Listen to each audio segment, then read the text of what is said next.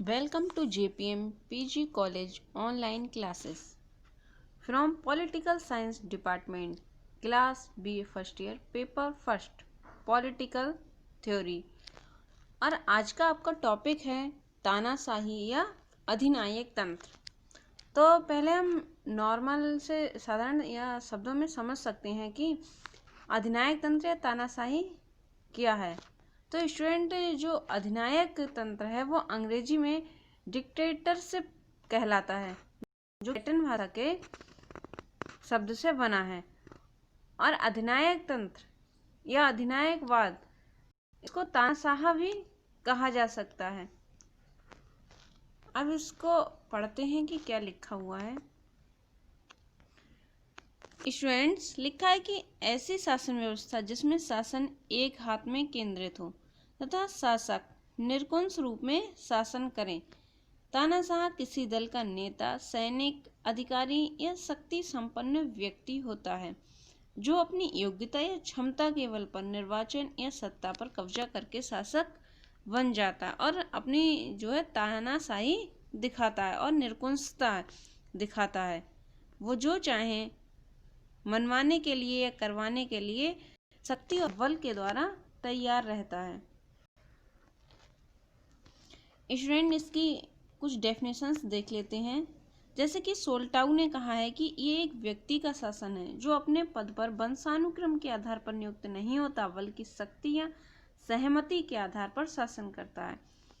सोल्टाउ ने भी बताया कि एक ऐसे तानाशाह व्यक्ति का शासन है जो शक्ति के द्वारा जनता पर शासन करता है।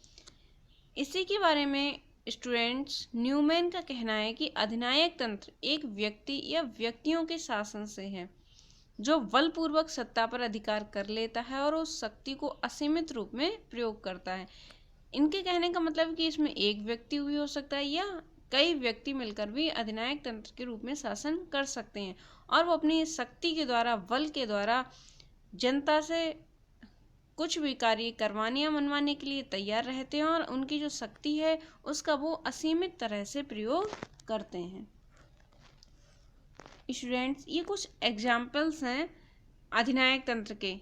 लिखा है द्वितीय विश्व युद्ध के बाद लोकतंत्र की स्थिति खराब थी और अधिनायकवादी ये मानते थे कि लोकतंत्र एक सड़ी हुई लाश है और जो उनका अधिनायक तंत्र है या निरंकुशवाद है या तानाशाही है वो सबसे ज़्यादा बेस्ट या श्रेयस्कर है। जैसे 1922 में मुसोलिनी, जो कि इटली का तानाशाह बना था, 1933 में हिटलर जर्मनी का अधिनायक बना। हिटलर और मुसोलिनी का नाम तो तानाशाही के लिए विश्व विख्यात है। 1923 में प्रिमो दी रिवेरा स्पेन का तानाशाह बना और 1931 में सम्राट केरोले रोमानिया का तानाशाह बना था। तो ये कुछ तानाशाह थे। अब बात करते हैं अधिनायक तंत्र की विशेषताओं की। तो सबसे पहले है राज्य का सर्वाधिकारी स्वरूप, या इसे शॉर्ट में सर्वाधिकारवाद भी बोल सकते हैं। अब इसमें कहा जा सकता है कि राज्य को संपूर्ण शक्ति दिए जाने का अधिनायकवादी मुक्त रूप से समर्थन करते ही थे। इसके संबंध में हीगल ने कहा था कि राज्य पृथ्वी पर भगवान का रूप है और जो कि तानाशाही को आदर्श मानता है। राज्य के खिलाफ नागरिकों को कोई अधिकार नहीं दिए जाने चाहिए। इस प्रकार अधिनायकवादी उदारवाद तथा प्रजातंत्र के घोर विरोधी हुए और ये मानव को राज्य पर कुर्बान कर देना चाहते थे। नेक्स्ट है लोकतंत्र का विरोधी। अभी स्टूडेंट्स, आपने ऊपर पढ़ा भी था कि ये सड़ी हुई लाश कहते थे लोकतंत्र के लिए और ये लोकतंत्र का पूर्णतः विरोध करते थे। तानाशाही प्रजातंत्र विरोधी अवधारणा है। इस प्रकार की व्यवस्था में सरकार द्वारा जितने भी कदम उठाए जाते हैं वह सभी प्रजातांत्रिक मर्यादा के प्रतिकूल ही रहते थे।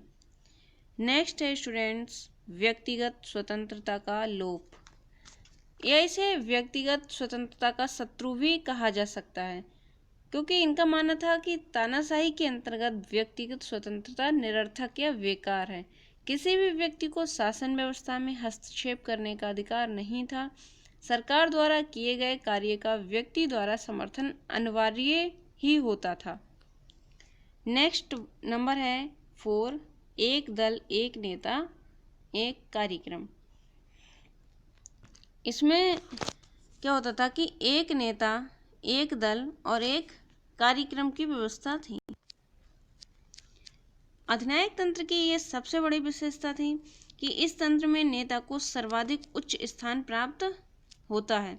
वह नेता अकेला होता है। ये तंत्र समानता का विरोधी विशिष्ट वर्ग के सिद्धांत को मान्यता प्रदान करने वाला है। उदाहरण के लिए जैसे कि अभी आपने नाम लिए ही थे, सुने थे, मुसोलिनी तथा जर्मनी में हिटलर अपने राष्ट्र को तथा राज्य समान मानते रहे। स्पष्टतः कहा जा सकता है कि तानाशाही में एक व्यक्ति सर्वे सर्वा होता था है, जैसे हिटलर और मुसोलिनी अपने राष्ट्र में थे। नेक्स्ट है राज्य और सरकार में अंतर नहीं। तानाशाही की ये या अधिनायक तंत्र की ये मुख्य विशेषता है कि अधिनायक तंत्र सरकार, राज्य तथा समाज तीनों में ही कोई भेद नहीं समझती। राज्य के कार्य क्षेत्र की कोई सीमा नहीं है, वह जीवन के प्रत्येक क्षेत्र में हस्तक्षेप कर सकता है। समाज, साहित्य, धर्म, कला, विज्ञान आदि जीवन का कोई भी ऐसा पक्ष नहीं होता है जो राज्य से बाहर और राज्य उसमें हस्तक्षेप न कर सकता हो। सरकार द्वारा नागरिकों के पारिवारिक जीवन में भी हस्तक्षेप किया जाता रहा है, जैसे कि रूस तथा चीन में कम्युनिस्ट पार्टी द्वारा जीवन की प्रत्येक दशा तय की जाती थी कि उन्हें किस तरह का जीवन नागरिकों को जीना है और अपने आदर्शों के अनुसार समाज को संचालित ये व्यवस्था अधिनायक तंत्र की करती थी। नेक्स्ट है धर्म का विरोधी। अब बात करते हैं कि ये जो था वो धर्म का विरोधी था। ये किसी भी धर्म का विरोध करता था, उनके पक्ष में नहीं था या नहीं है। नंबर 7 है युद्ध को समर्थन। अधिनायकवादी अपने राष्ट्र की प्रशंसा कर युद्ध का मार्ग प्रशस्त करते हैं, जैसे कि हिटलर व मुसोलिनी स्पष्ट रूप से युद्ध का प्रचार करते थे। हिटलर का मानना था कि पुरुष के जीवन में युद्ध का वही स्थान है जो स्त्री के जीवन में मातृत्व का है। तो इस तरह से वो अपने राज्य की सीमा बढ़ाने के लिए, अपनी प्रशंसा के लिए युद्ध चाहते रहते थे या समय समय पर युद्ध को समर्थन देते रहते थे। तो आज का टॉपिक इतना ही है स्टूडेंट्स, और नेक्स्ट वीडियो में हम पढ़ेंगे अधिनायक तंत्र के दोष क्या क्या हैं और लोकतंत्र और अधिनायक तंत्र में क्या अंतर है। धन्यवाद स्टूडेंट।